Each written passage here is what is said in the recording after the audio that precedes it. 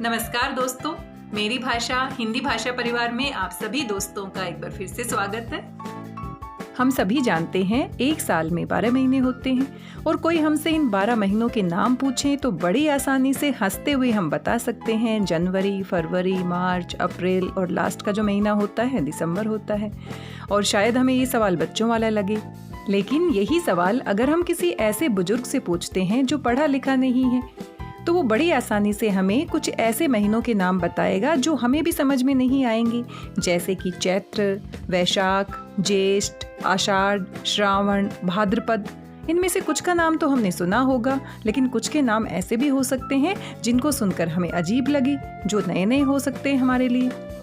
ये सभी हिंदी कैलेंडर के हिसाब से हैं। हिंदी कैलेंडर के हिसाब से जो महीनों के नाम होते हैं वो अलग होते हैं और हिंदी कैलेंडर को हम पंचांग भी कहते हैं। आजकल हम ज़्यादातर अंग्रेजी कैलेंडर का प्रयोग करते हैं और अंग्रेजी कैलेंडर को ग्रेगोरियन कैलेंडर भी कहते हैं। इसकी जो तिथियां होती हैं, जो महीने होते हैं, जो वार होते हैं वो अलग तरीके से होते हैं, लेकिन ये इतना ज़्यादा प्रचलन में आ गया है कि हम अपने हिंदी कैलेंडर के महीनों के नाम ही नहीं समझ पाते हैं और ना ही हम उनको जान पाते हैं। अब वैसे तो हम अंग्रेजी कैलेंडर का ही प्रयोग करते हैं, लेकिन अपने हिंदी कैलेंडर को जानना, उसको समझना, उनके महीनों के नाम जानना आवश्यक हो जाता है। हमें जानकारी पूरी होनी चाहिए। अब जो ये प्रचलन है अंग्रेजी कैलेंडर का, इसको हम बदल तो नहीं सकते हैं, लेकिन हिंदी कैलेंडर के बारे में जानकारी हम जरूर इकट्ठा कर सकते हैं। आज हम इसी विषय में बातचीत करेंगे। हिंदी कैलेंडर में भी 12 महीने होते हैं, लेकिन उनके नाम बिल्कुल ही अलग होते हैं।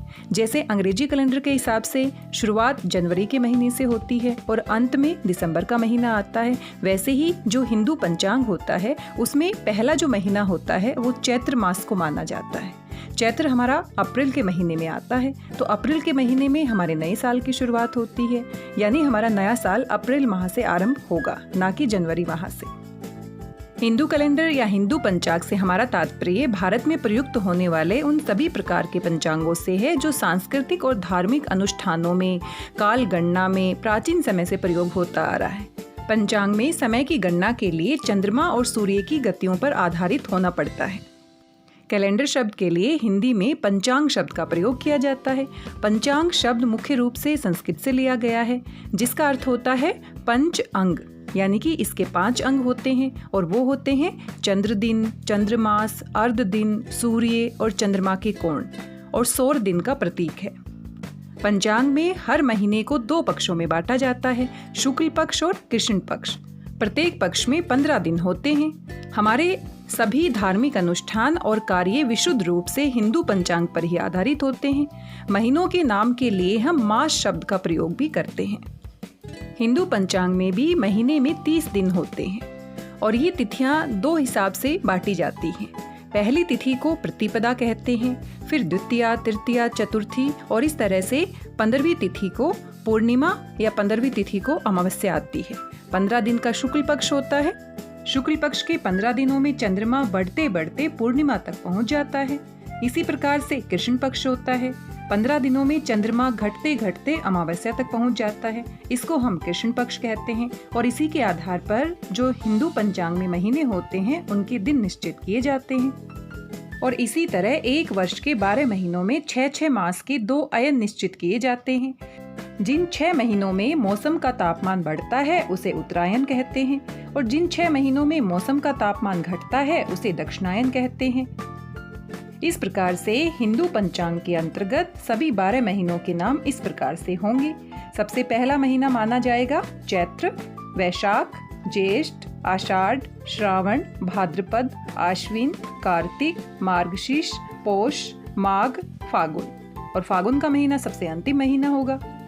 लेकिन फिर भी हम इनको नहीं समझ पाएंगे क्योंकि जो हमारे प्रचलन में महीने हैं वो जनवरी फरवरी के हिसाब से हैं। तो आइए दोनों की तुलना करते हैं कि जनवरी फरवरी के हिसाब से और जो हमारे ये देसी महीने हैं इनको किस तरह से हम तुलनात्मक तरीके से देख सकते हैं। सबसे पहला चैत्र का मास होता है और चैत्र मास को हम मार्च से अप्रैल के बीच में देख सकते हैं, क्योंकि जिस तरह से 1 मार्च से 30 मार्च तक हम चैत्र मास नहीं कहेंगे, जैसे चंद्रमा की गति होती है, सूर्य की गति होती है, उसके हिसाब से मार्च अप्रैल के महीने में चैत्र मास आएगा। अप्रैल मई में वैशाख मास आएगा, मई जून में ज्येष्ठ मास आएगा, जून जुलाई में आषाढ़ का महीना आएगा, जुलाई से अगस्त के बीच में श्रावण का महीना आएगा, अगस्त से सितंबर के बीच में भाद्र पक्ष आएगा, सितंबर से अक्टूबर के महीने के बीच में आश्विन आएगा, अक्टूबर नवंबर में कार्तिक मास होगा, नवंबर दिसंबर में मार्गशीर्ष होगा, दिसंबर जनवरी में पौष मास होगा, जनवरी फरवरी में माघ और फरवरी से मार्च में फागुन।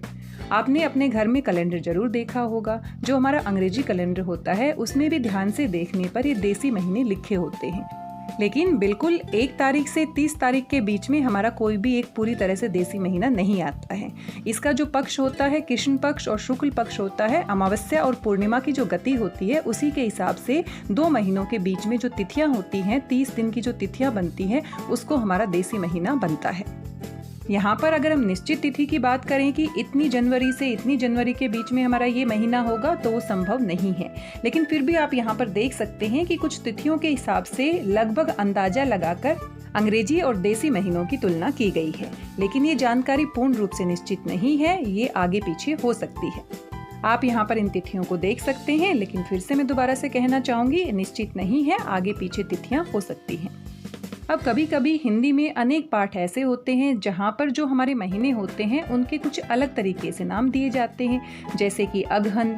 अब अगहन नाम सुनते ही हम कंफ्यूज हो जाते हैं कि कौन सा महीना है। क्वार का महीना कौन सा होता है। आइए देखते हैं इनको किस तरह से हम लिख सकते हैं। चैत्र या चैत भी लिखा जा सकता है, वैशाख या बैसाख भी लिखा जा सकता है, दोनों ही शब्दों का हम प्रयोग कर सकते हैं।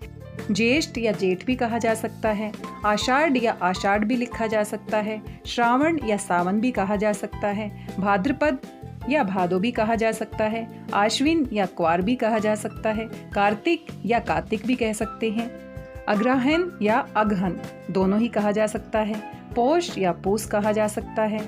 पूस की रात मुंशी प्रेमचंद जी की बहुत ही प्रसिद्ध कहानी है, तो पूस यानी पौष महीने की बात की गई है।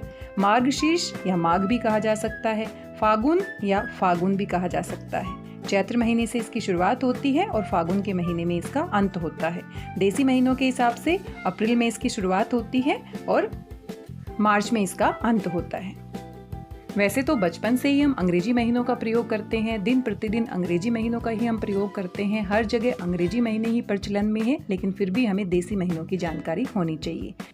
आप यहाँ चित्र में देसी महीने का कैलेंडर देख सकते हैं और यहाँ पर कृष्ण पक्ष और शुक्ल पक्ष के हिसाब से 15-15 दिन के हिसाब से एक महीना बनाया गया है।